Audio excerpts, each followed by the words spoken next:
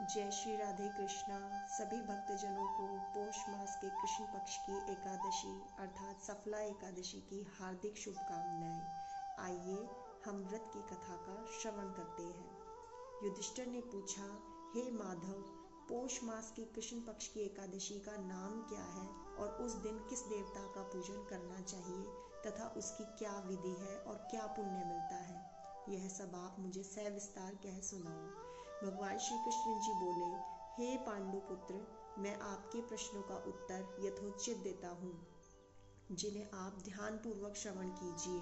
मैं दक्षिणा वाले यज्ञ से इतना प्रसन्न नहीं होता जितना एकादशी व्रत करने वाले से प्रसन्न रहता हूँ। व्रत को अत्यंत भक्ति पूर्वक करना चाहिए। हे युधिष्ठिर, पौष मास की कृष्ण पक्ष वाली एकादशी का नाम सफला है। इसके श्री नारायण जी अधिदेव हैं।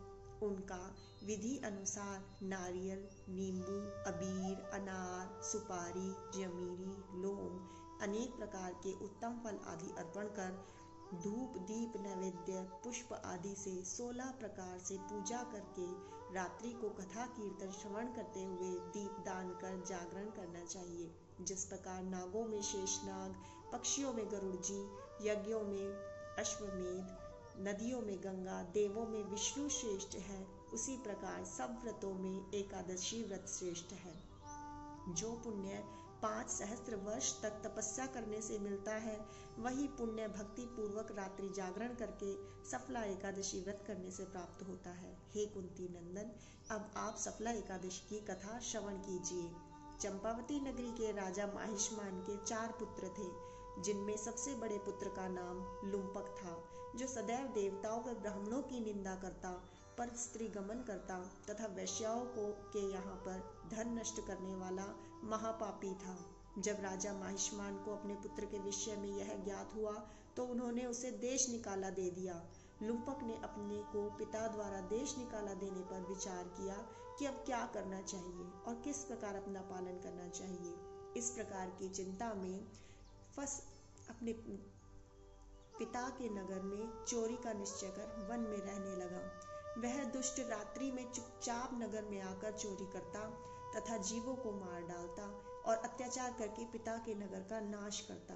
पहरेदार उसे पकड़ने पर भी राजा के भय से छोड़ देते थे। जिस वन में वह रहता था, उस वन में एक बहुत पुराना पीपल का वृक्ष था। वह वन भगवान नारायण का अत्यंत प्रिय था, अर्थात नगर निवासी और अन्य सभी लोग उस वन को देवताओं का क्रीड़ा स्थल मानते थे। जब पौष मास आया और सफला एकादशी आई तो दशमी की रात्रि को वह लुम्पक वस्त्रहीन होने से शीत के कारण मूर्छित होकर पृथ्वी पर गिर पड़ा। शीत के कारण उस रात लुम्पक को निद्रा भी न आई। वह अचेत अवस्था में दशमी की संध्या से एकादशी के दोपहर तक पड़ा रहा। इस कारण वह बिना भोजन किए ही रहा था। दूसरे दिन सूर्य नारायण जब अधिक चढ़ गए तब उसके शरीर का शीत कम हुआ और वह चैतन्य अवस्था को प्राप्त होकर अपने स्थान से उठकर गिरता पड़ता भोजन की खोज करने लगा। शक्तिहीन होने के कारण वह जीवों को मारने में भी असमर्थ था। इसलिए वन के पेड़ों में से जो फल टूट टूट कर पृथ्वी पर गिर गए थे, उन्हें ही खाने के लिए उठाकर ले आया और उसी पीपल वृक्ष के नीचे रखकर दुखी हो बोला, हे भगवान, इन फलों को आप ही खाकर तृप्त होंगे।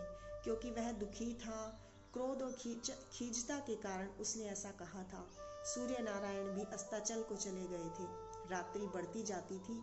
अपनी इस विवशता के कारण वह रोने लगा और भूख की अग्नि के कारण उसे रात भर नींद भी नहीं आई। इस प्रकार पापी लुम्पक के इस भूल में हुए उपवास और रात्रि को जागरण करना व क्रोधवश भगवान को फल अर्पण करना अनजाने ही एकादशी का व्रत हो गया, जिसके कारण भगवान नारायण अति प्रसन्न हुए और उस पापी के सारे पाप नष्ट हो गए। प्रातःकाल होते ही अनेकों सुंदर वस्तुओं से सजा हुआ एक घोड़ा लुम्पक के पास आया और उसी समय आकाशवाणी हुई कि हे राजा के पुत्र, नारायण जी की कृपा से तेरे समस्त पाप नष्ट हो गए हैं, अतः अब तू अपने पिता के पास जाकर राज्य प्राप्त कर। आकाशवाणी सुनकर लुम्पक अत्यंत प्रसन्न हुआ और अच्छे अच्छे वस्त्र धारण करके अपने पिता के पास संपूर्ण वृतांत कह सुनाया। तब राजा महिष्मान ने अपना राजपाट पुत्र को सौंप दिया और स्वयं वन को भजन करने के लिए चला गया। तब लुम्पक शास्त्र के अनुसार राज्य करने लगा। वह और उसके बच्चे, स्त्री सभी नारायण के भक्त हो गए। वृद्धावस्था आने पर अपने पुत्र को राज्य सौंपकर लुम्पक वन में ईश्वर आराधना करने को चला गया और अंत समय में विष्णु लोक को प्राप्त हुआ। जो मनुष्य नियम पूर्वक श्रद्धा और भक्ति के साथ पौष मास की कृष्ण पक्ष वाली सफला एकादशी का व्रत करते हैं, उनको अंत में मुक्ति प्राप्त होती है और इसके करने से अश्वमेध यज्ञ के समान फल प्राप्त होता है। ओम नमो भगवते वासुदेवाय नमः।